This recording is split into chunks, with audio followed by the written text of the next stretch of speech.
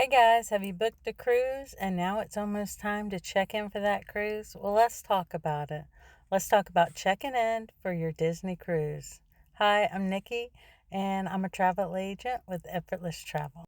So, of course, online check in opens up anywhere from 40 to 30 days prior to your sailing at midnight. They make it real convenient for you. So, how do you find out when your online check in is? Well, silver is 33 days, 40 days prior to sailing is Pearl Guest, and first time cruisers is 30 days. All right, so you got to wake up at midnight on your set time and check in. Well, what is checking in? Well, that's going to give you the time that you arrive at the port to board your ship. So before online check-in, let's make sure you already have an account set up with Disney and then download the Navigator app also. Create your online Disney account for your cruise, and if you already have the Disney World account, you can link. So if everybody in your cabin has a Disney World account, you'll have to link everyone in your account and in your stateroom. Once that's done, you should get a pop-up saying guest is connected. And like I said, you do have to do this for each guest in your cabin. Once you have everybody connected, they will gain access to the Disney Castaway membership. So you also want to make sure you have your reservation number on hand because you will definitely need this. You're also going to need your passport and your passport numbers for everyone in your cabin. Yes, you can use a birth certificate and other forms of identification, but this is definitely the highest recommended.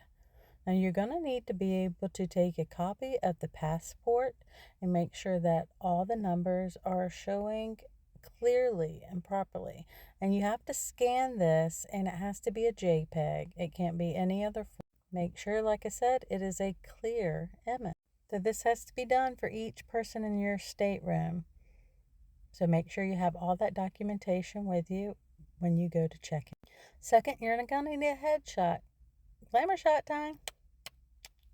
It needs to be clear. You can't have your glasses on, a ball cap, anything that's going to distract from your face. It has to look just like you when you walk on that cruise port.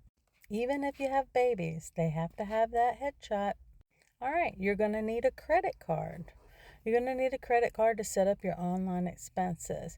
You can choose who has access to purchase things on the account. Then they're going to ask you some transportation questions. If you're going to be flying in, if you're going to be parking at the port, if you're going to need transportation to and from the port. So at midnight when you go to check in, these are all the things that you are going to need.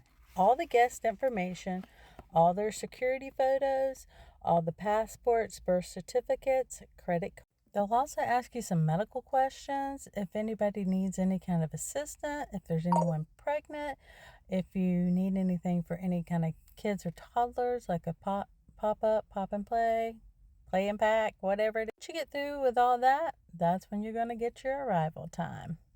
And once that's complete, you'll start getting the notifications in your email with your completed contract.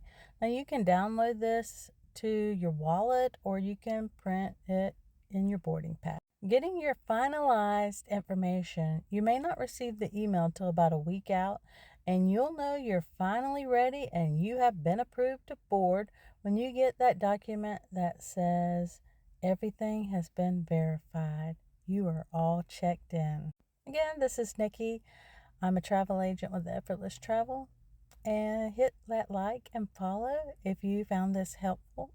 And if you have any more questions about your Disney cruise, message me and I'll be glad to help.